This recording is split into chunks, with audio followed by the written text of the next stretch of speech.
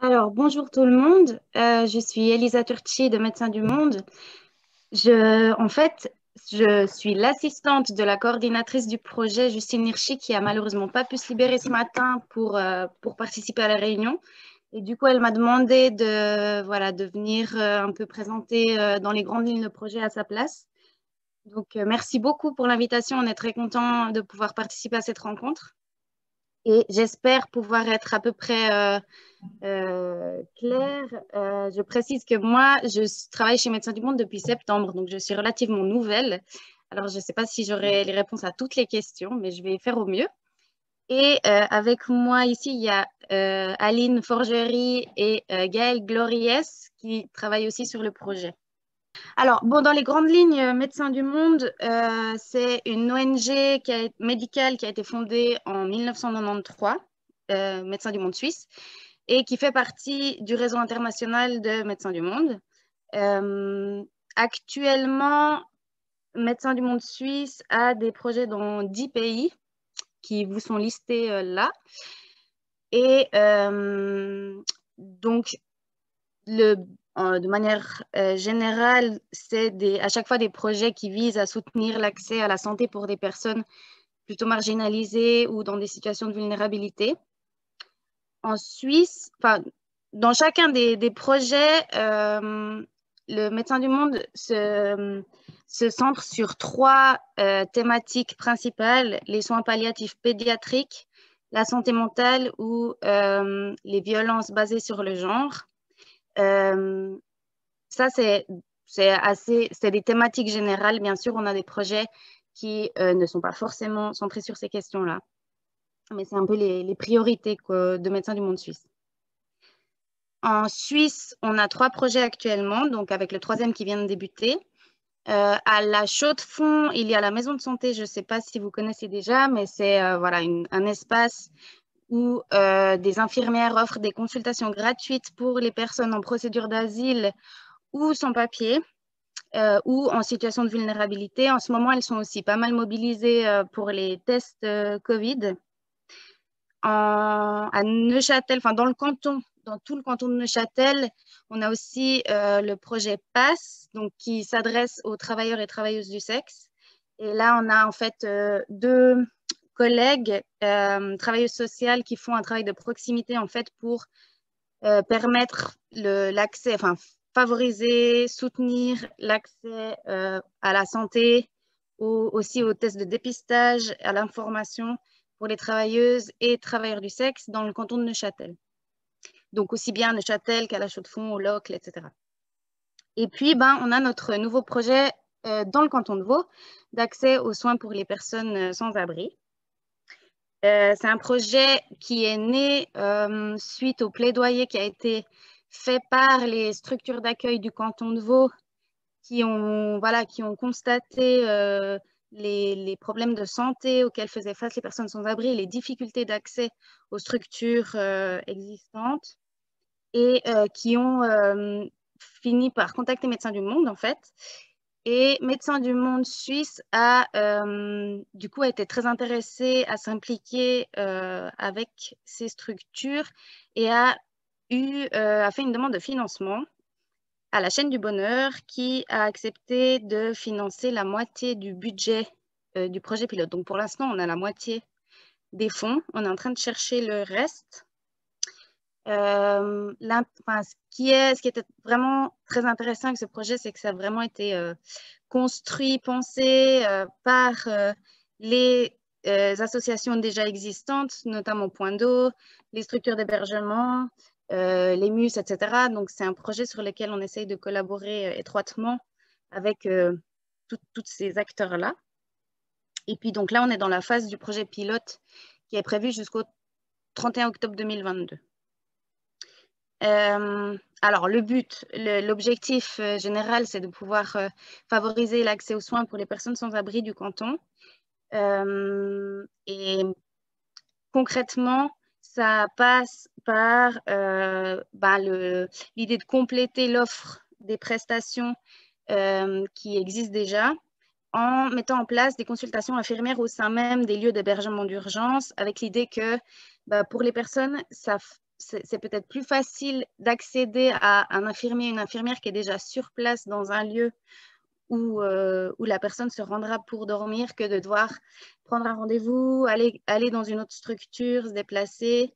Voilà, donc le but, c'était vraiment de faciliter la rencontre en fait en faisant que les professionnels de la santé aillent, eux, à la rencontre des personnes qui auraient l'envie ou le besoin d'un rendez-vous. On souhaite aussi participer aux échanges de données, aux rencontres avec les différents acteurs actifs dans le domaine. Tout ça aussi dans le but de pouvoir réaliser un plaidoyer, un travail d'information, de visibilisation et de plaidoyer auprès des institutions politiques aussi.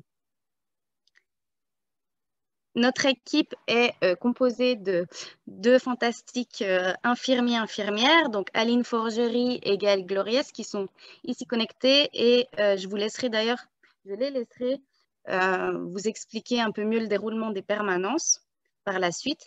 Donc, ils sont deux, ils interviennent dans 8 structures du canton, seuls, hein, donc chaque fois en parallèle ou à tour de rôle dans différentes structures. Ça, c'est le planning des permanences. Donc, vous pouvez voir qu'on essaye d'être au moins une fois par semaine dans l'un des lieux d'hébergement identifiés, ce qui fait quand même pas mal de soirs.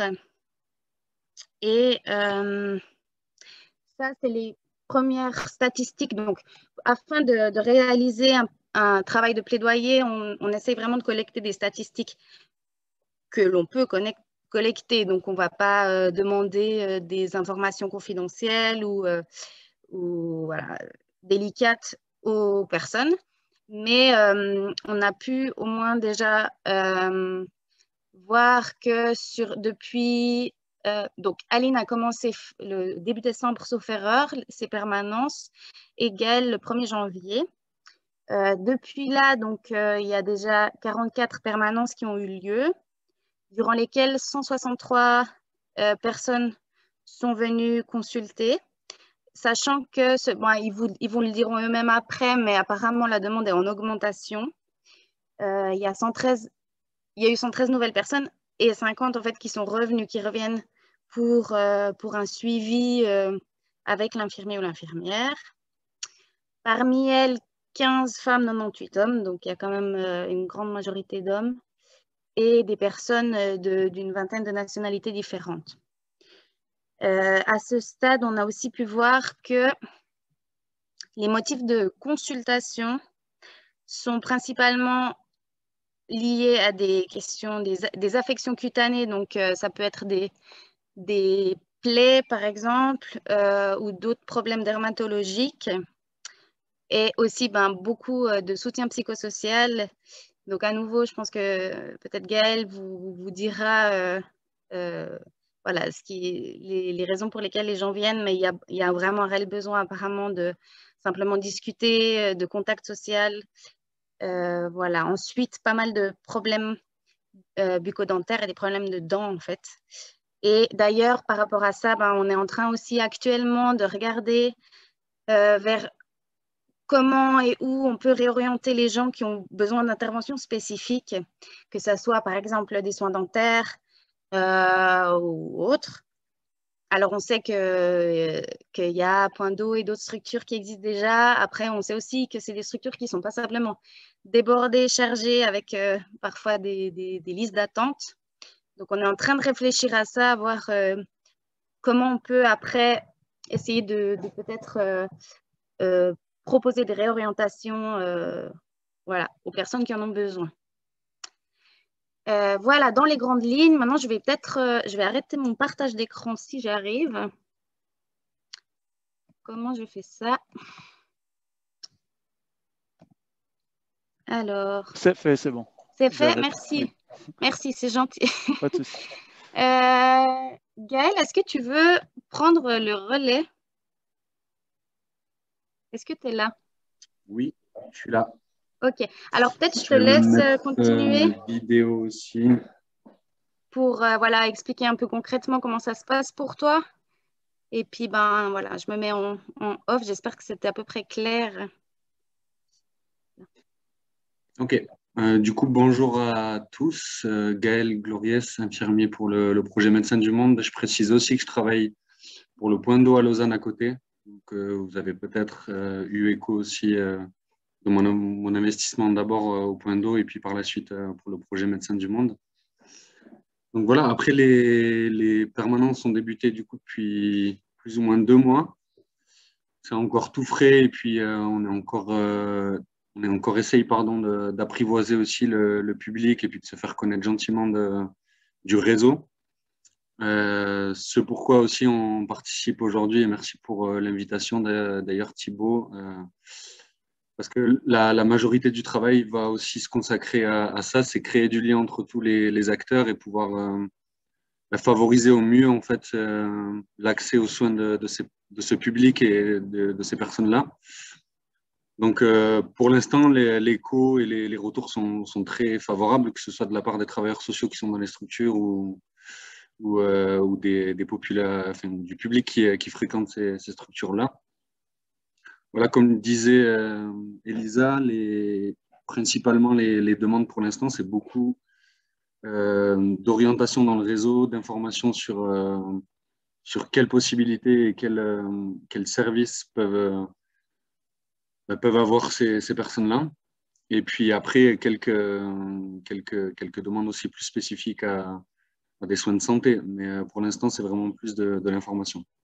Voilà. Je ne sais pas si Aline, tu veux donner aussi ton retour et... Bonjour à tous, donc Aline Forgerie. Du coup, c'est vrai qu'on a commencé alors mi-décembre officiellement, et c'est vrai qu'entre le début du projet, il y avait un peu plus, je dirais, un peu de réticence de la part des bénéficiaires, où voilà, ils nous regardaient arriver un petit peu du coin de l'œil. Et puis petit à petit, après, on a réussi à créer un lien. Je dirais que maintenant, ça a été assez vite. J'étais, surprise en bien, dans le sens où je pensais que ça allait prendre plus de temps. Et puis finalement, assez vite, je pense que voilà, l'info a circulé, enfin aussi par rapport aux autres structures. Notre présence a été ouais, pas mal amenée. Donc les gens étaient au courant. Et puis du coup, c'est vrai que maintenant, on augmente assez rapidement le nombre de personnes qu'on voit par permanence. Donc ouais, je dirais qu'au début, on était à 2. Et puis là, moi, enfin, je pense que Gaël, c'est un peu la même chose. On dépasse ouais, 7 personnes souvent par permanence. Tout dépend des structures. Après, c'est vrai que la soupe et le répit, c'est vraiment, il y a pas mal de demandes. Il y a une fréquentation qui est plus importante. Et puis après, par rapport à nos... qu'est-ce qu'on fournit comme aide? Il y a beaucoup de relationnel. Ça, c'est sûr que c'est vrai que ces personnes sont assez isolées. Du coup, c'est un soutien relationnel. Après, voilà, c'est des soins basiques, on va dire, qui peuvent éviter certaines complications et puis qu'ils aillent plus loin après aux urgences. Donc voilà, ça peut être des pansements, des surveillances de paramètres, des orientations après. Donc c'est vrai que c'est important ce réseau de le connaître et puis d'orienter au mieux les bénéficiaires. Donc voilà un petit peu en gros, en grande ligne aussi. Je ne sais pas après si, ouais, pour compléter, ou des questions. Très bien, je pense déjà merci pour cette présentation qui me semble plutôt claire.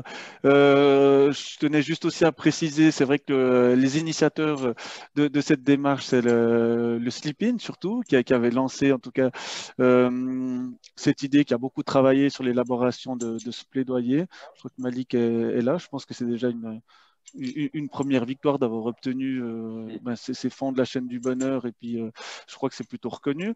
Je ne sais pas si Malik, tu as envie de dire quelque chose ou pas du tout. Non. Alors, très bien. Voilà, je pensais que c'était important de le souligner. Je pense, avant de passer aux échanges et aux questions, je laisse la parole à Mélanie Pillon pour nous parler un peu de l'expérience genevoise. Je pense que ça sera assez intéressant. Puis ça, voilà, vu qu'il y a un peu plus de recul, je trouve intéressant d'avoir ce regard-là aussi pour pouvoir voir quels sont les apports aussi de ce genre de démarche, de ce genre de projet. Donc voilà, je vais lui laisser la parole et je la remercie aussi pour sa présence. Alors, bonjour, merci Thibaut de m'avoir invité à participer avec vous aujourd'hui. Alors, je vais partager mon écran aussi. Alors, est-ce que c'est bon pour vous? Ok. Alors, en fait, très rapidement, donc, moi, j'ai développé il y a quelques années déjà, en 2017, en janvier 2017, en fait, une consultation de soins en santé communautaire pour les personnes sans abri au sein d'un hébergement d'urgence. Mais en fait, avant ça, il y a eu tout un travail parallèle qui a été fait et qui a été en fait mis en évidence par les travailleurs sociaux des abris PC à Genève. Donc, c'est eux qui ont surtout mis en avant le besoin qu'il y avait. Entre autres, un peu plus globalement, bah voilà, il y a eu plusieurs problématiques qui ont pu être identifiées, comme vous le savez, donc les individus vulnérabilisés par les conditions de vie à la rue, potentialisation des risques de multimorbidité au niveau de la santé, le problème d'accès aux soins pour ces personnes, le fait qu'il n'y a pas de méthodologie standardisée non plus pour recenser en fait les personnes sans abri à Genève et leurs besoins finalement, et le fait que c'est une population d'autant plus actuellement en constante croissance. On sait que l'âge moyen des personnes, de décès des personnes, il est de 49,6 ans en France. On sait également qu'il y a une forte désadhésion au système de soins, au réseau de soins, et que finalement, c'est l'intervention directe des soignants qui va permettre cet accès aux soins, et donc vraiment in situ sur les lieux où ils se rendent. Donc, comme je vous l'ai dit, c'est des problématiques qui ont été identifiées par l'équipe sociale en place dans les abris. Il y a un rapport qui a été fait aussi par le passé en 2015, si je ne me trompe pas, par le docteur Estellini à Genève, qui mettait aussi en évidence ces besoins. Et en fait, ce qu'on a pu remarquer, et la demande principale dans les hébergements, c'était au début des demandes pour des soins d'hygiène et pour de la prévention de maladies transmissibles de type gale, tuberculose, etc. Donc, en fait, le projet a débuté en 2017, donc en fait, un peu avec ces deux objectifs au départ. Finalement, très rapidement, on s'est rendu compte que le problème d'hygiène était assez mineur, concernait finalement très peu de personnes.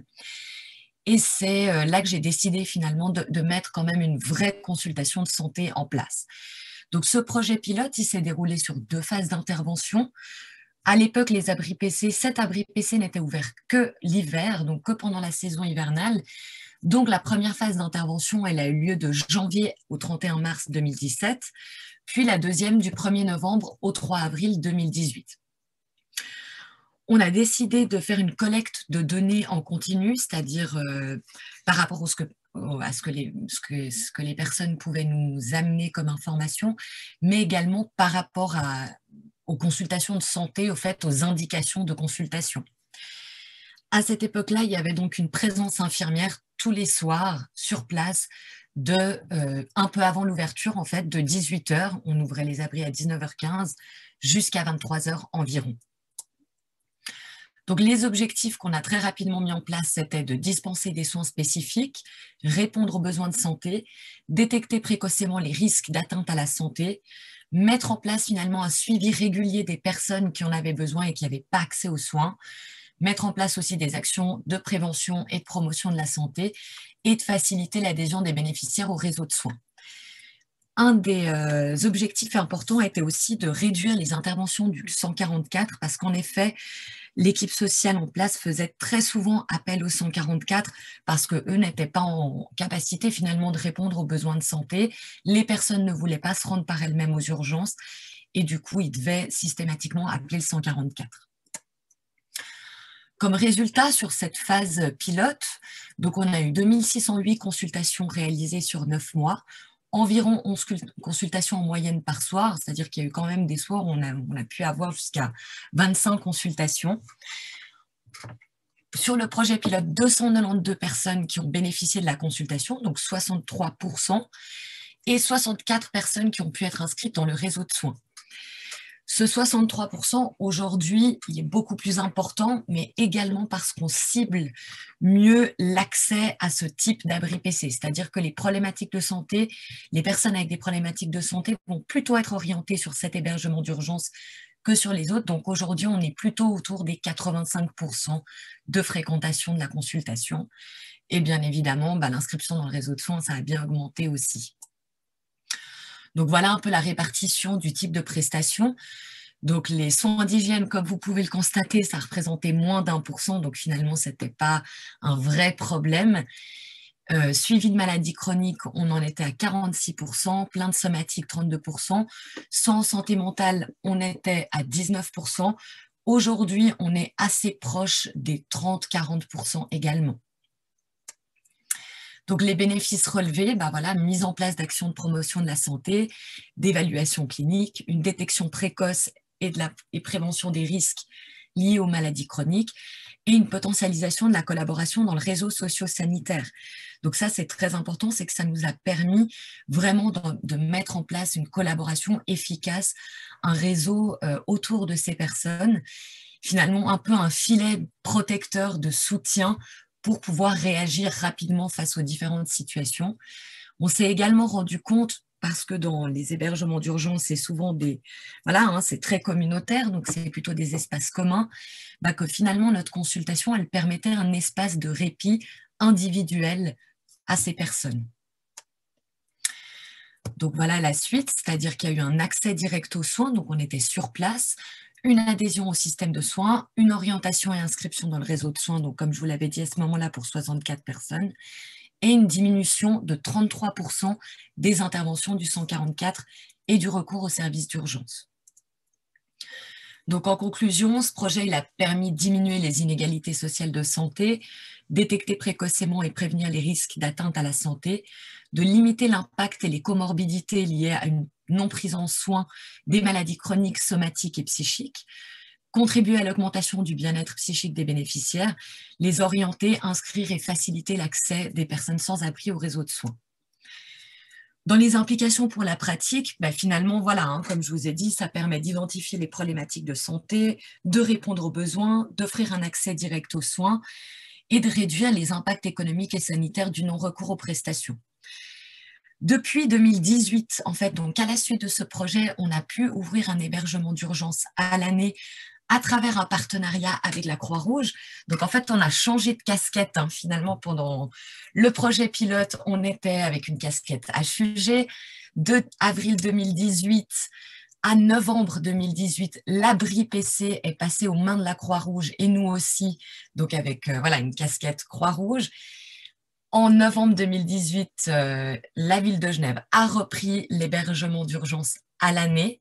Donc, ça se poursuit actuellement et nous, on a poursuivi notre consultation avec la Croix-Rouge jusqu'à décembre 2019. Et depuis janvier 2020, on est repassé HUG. Donc, voilà, vous voyez qu'on a eu pas mal de changements de casquettes sur ce projet.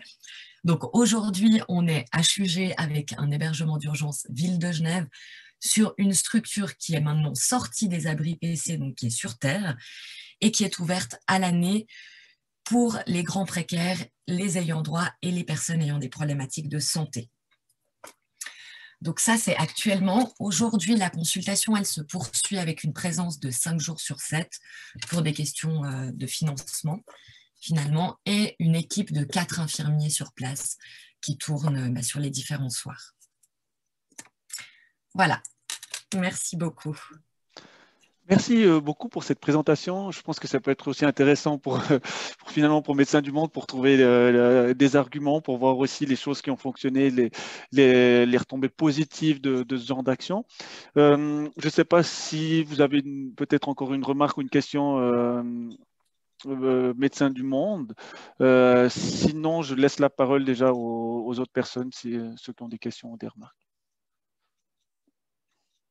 Donc, Elisa, vous aviez une question? Tu avais une question? Moi? Oui. Non, j'ai oui, vu acquiescer, alors je ne savais pas s'il y avait une remarque ou une question. Ah oui, oui, je cherchais à lever la main, alors je me demandais comment tu avais su. Alors oui, merci beaucoup pour cette présentation extrêmement intéressante.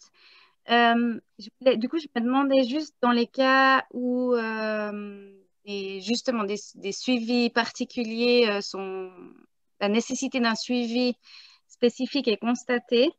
Comment se passe à Genève la réorientation? Est-ce que c'est uniquement vers les urgences? Est-ce qu'il y a un réseau de médecins solidaires qui a été mis en place? Parce que nous, à la Chaux-de-Fonds, à la maison de santé, on a quand même quelques médecins solidaires qui qui acceptent de prendre des gens en consultation. Je me demandais si vous aviez pu faire quelque chose comme ça à Genève ou pas. Alors nous, en fait, on travaille principalement avec les HUG et avec le service de médecine de premier recours.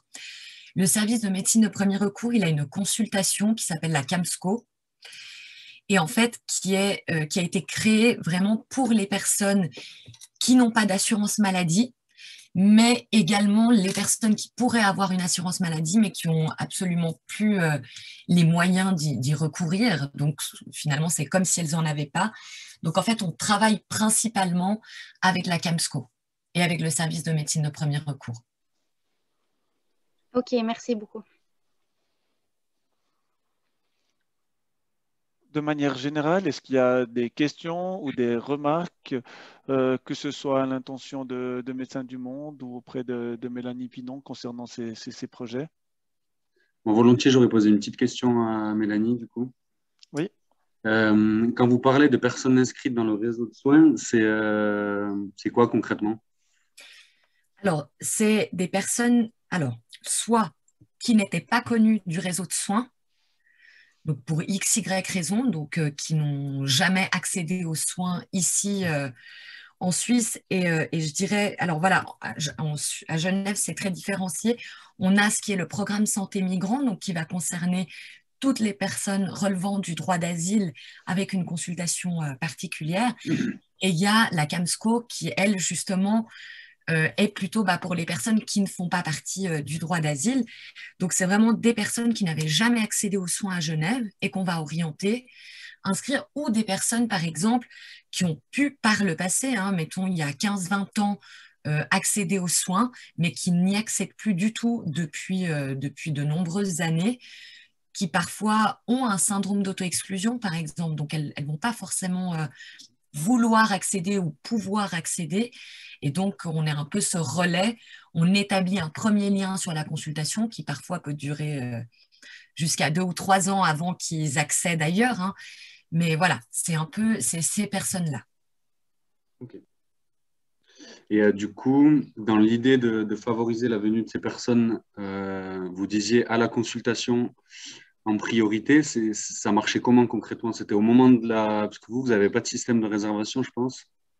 Donc, je ne suis pas au courant en tout cas. Et comment du coup vous favorisiez cette venue à la consultation particulièrement dans la structure d'urgence où vous étiez? Parce que nous, c'est la question aussi où on se pose. Est-ce qu'on pourrait favoriser au mieux au moment de la réservation des personnes? Alors, en fait, nous, à Genève, on a un système d'admission pour les hébergements d'urgence. Donc, en fait, ils vont au club social Rive Droite qui s'occupe des admissions où ils s'inscrivent. Okay. Et en fait, là, il y a déjà une orientation qui va être faite en disant, bon, voilà, en fonction des critères qu'ils ont, c'est-à-dire problème de santé, grand précaire ou non, ayant droit, ils vont être orientés sur un des hébergements. Actuellement, on est effectivement en train de se poser la question d'intervenir, et c'est probablement ce qui va se passer, sur le reste des hébergements d'urgence, parce que les problématiques de santé étant en forte augmentation dans cette population, il ne suffit plus de les orienter sur un des hébergements parce qu'il n'y a pas assez de place. Donc, en fait, on est en discussion actuellement justement pour intervenir sur les autres. Mais sinon, en fait, on va vraiment favoriser pour que ces personnes accèdent à l'époque l'abri PC de Richemont. Aujourd'hui, c'est l'hébergement d'urgence de Franck Thomas. Donc, on va favoriser pour leur accès là et on va très rapidement se présenter et du moins les collègues, quand ils vont leur présenter la structure, vont leur dire, voilà, si jamais il existe une consultation, ou les collègues vont nous dire, écoute, cette personne, elle ne veut pas forcément venir nous voir, mais est-ce que tu peux aller juste te présenter, jeter un coup d'œil et puis commencer à créer un lien. Ok. Parfait. Merci beaucoup. Je voulais savoir, oui, j'allais justement donner la parole aux hébergements de nuit, savoir si vous avez déjà un premier retour aussi ou comment vous avez vécu les choses. Malik, tu voulais intervenir d'ailleurs? Oui, bonjour. Ouais, j'avais une question, puis après une remarque. Mais du coup, par rapport à ta question à toi, nous, on a Gaël qui vient donc au Sleep-In les mercredis soirs. Il est venu aussi pendant notre petite période d'accueil de jour, avant que ça passe à Beaulieu, en journée, pour venir voir comment ça se passait. Puis franchement, on n'a que des retours positifs. Et puis, Ouais, le fait aussi, ce qui se passe souvent, c'est quand il vient, il se présente lui aux entrées, lorsqu'on fait les speeches aux entrées, puis il dit qu'il va être là ou comme ça. Puis rien que ça, ce premier contact, je pense que ça fait beaucoup aussi. Enfin, pour les gens de savoir en fait qui est cette personne en plus dans la structure. Et puis que ça vienne de lui, puis pas toujours nous qui présentons. Puis ça nous permet dès le début un peu de se retirer du truc. Et puis que ça, je pense pour les gens aussi, ça fait un peu un truc de peut-être, bon, bah, si je vais lui parler, ben, les gens qui bossent au Sleepy ils n'auront pas forcément accès à tout ce qui est dit. Et puis ça, je pense que c'est important aussi, que ce soit son truc à lui et plus le nôtre. Moi, j'avais une question, c'était... Attendez, je suis désolé, j'ai le... Il met de l'ambiance.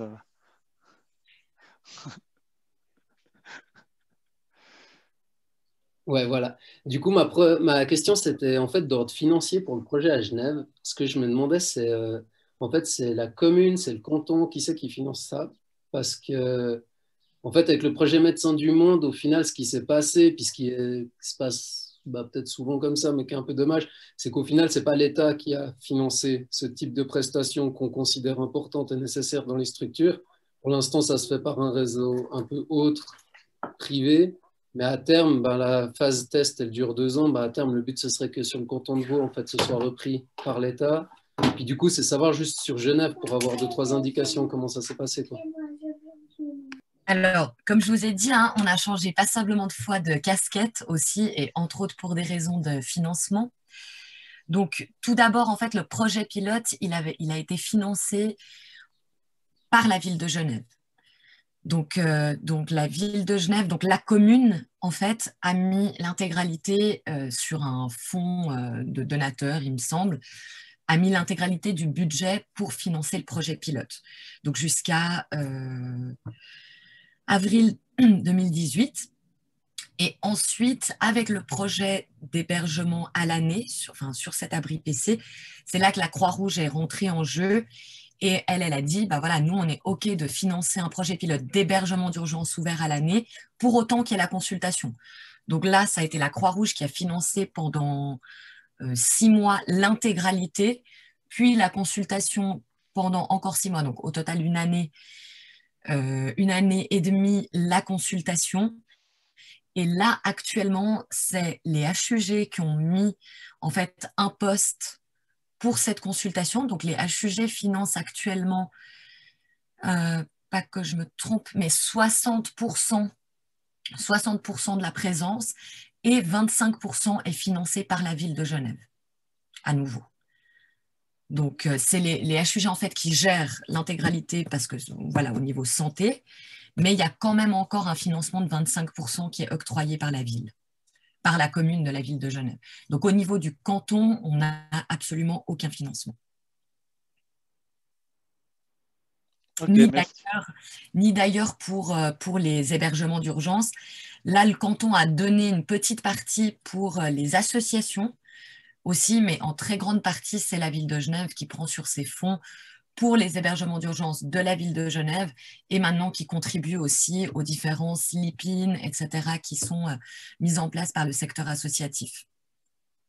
Et c'est une grosse problématique qu'on a aussi sur notre canton. Ok, merci pour la réponse. Je ne sais pas s'il y a encore d'autres questions ou remarques. En tout cas, c'est vrai que le mode de financement entre Genève et Vaud est quand même bien différent, que ce soit le financement des hébergements d'urgence ou des différents types de prestations. Je ne sais pas s'il y a une dernière question, une dernière remarque. Si ce n'est pas le cas, je vous remercie encore. Merci pour votre présence. Alors, je n'étais pas sûr que vous soyez là, finalement, vous étiez à 3 médecins du monde. Donc, merci beaucoup. Merci d'avoir réussi à vous libérer pour pouvoir nous présenter le projet. J'espère que il va bien continuer et puis que pour tout le monde aussi, que d'ici 2 ans, il soit aussi pérennisé d'une manière ou d'une autre, parce que c'est vrai que j'estime que c'est une prestation qui est importante et qui permet en tout cas de réduire des coûts à d'autres moments ou d'attendre que des situations soient trop graves pour que les personnes puissent avoir accès enfin à des soins. Donc voilà, merci beaucoup.